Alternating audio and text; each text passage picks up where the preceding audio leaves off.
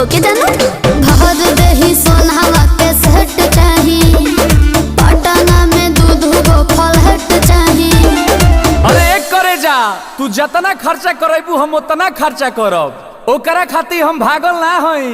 आ जदी हमरा के छोड़ के गइलू तो बुझ लीह हम संतोष पागल नहीं। बन बुझे ज्यादा तू चिराई उड़न बाज हो तो बुझ ली हम हई रंगा बाज हो। बुझ ली हम हई रंगा बाज हो। तू जानत हुआ कि हम ग्रेड ए पढ़ नहीं।